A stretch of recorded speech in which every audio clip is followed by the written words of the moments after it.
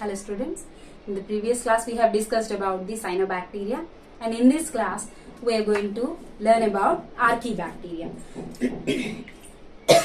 Sorry. These Archaebacteria are the ancient bacteria,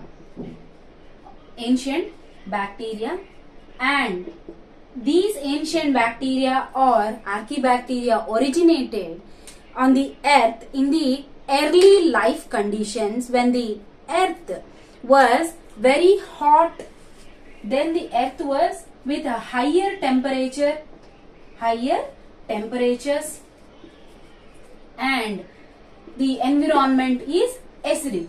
At that time, these ancient bacteria survived or withstand those atmospheric conditions such as extreme hot, cold, extreme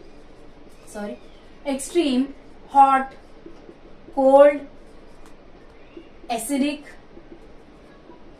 environments. And these are the prokaryotes. So these prokaryotes does not have any membrane structures, and they have nucleoid, which is the genetic material, and the cell membrane, constitutes branched lipids and hydrocarbons.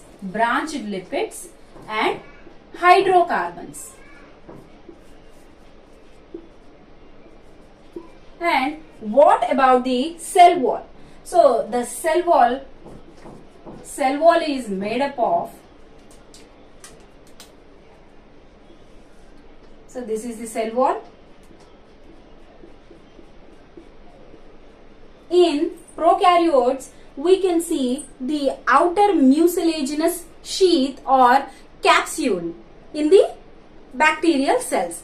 But in the Archaebacteria, there are S proteins or surface proteins which are present on the outside of the cell wall. These are surface or S proteins, or their cell wall is made up of, this is the cell wall, and this is also the cell wall, and this is the pseudomuramic acid.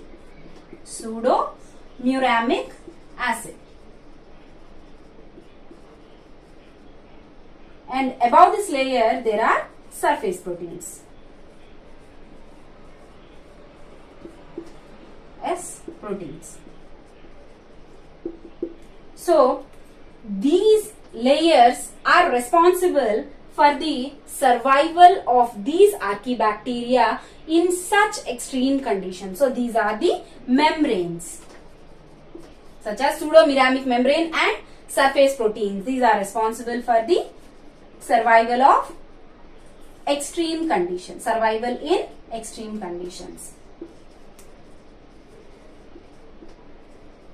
So because of these membranes, the Archaebacteria, there is no effect of lysozyme. Lysozyme does not affect the archaebacterial cell membranes or cell walls. And a lysozyme does not affect the Archaebacteria, and they reproduce by binary fission.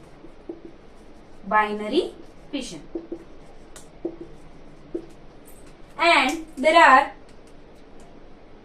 types of Archaebacteria.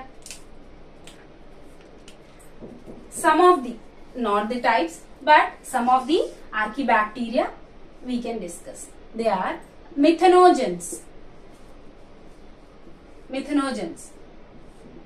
These produce methane gas.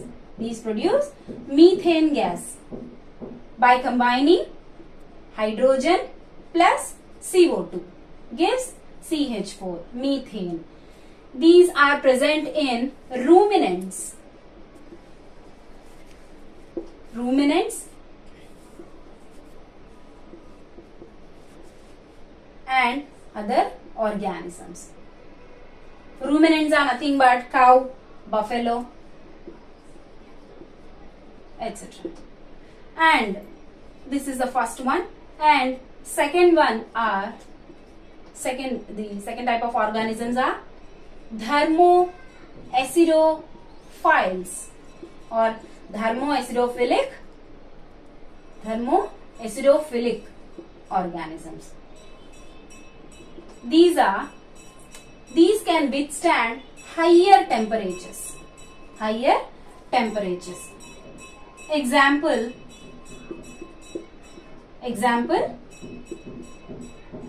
Thermus aquaticus.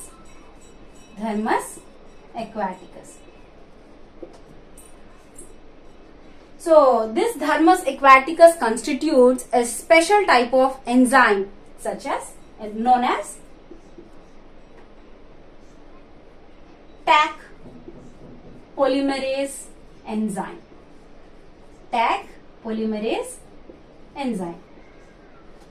What is Taq? Thermus aquaticus. And this Thermus aquaticus enzyme is used in the PCR technique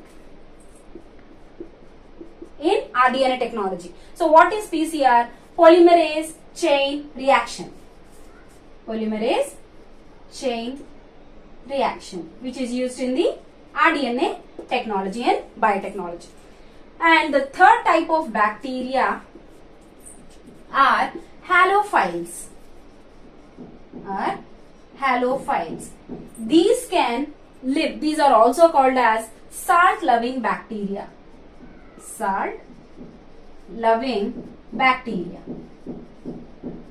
So these can withstand the higher salinity conditions or higher saline conditions. So they can survive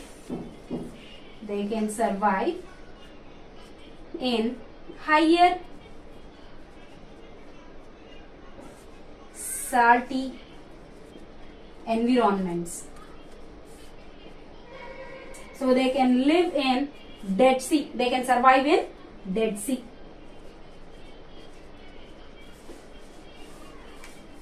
These can survive in Dead Sea. So these are the three types of organisms which are also known as Archaebacteria. So these organisms can withstand the higher or extreme conditions. Okay. So these are the ancient bacteria or the properties of Archaebacteria. So in the next class, we will discuss about the Monera economic importance.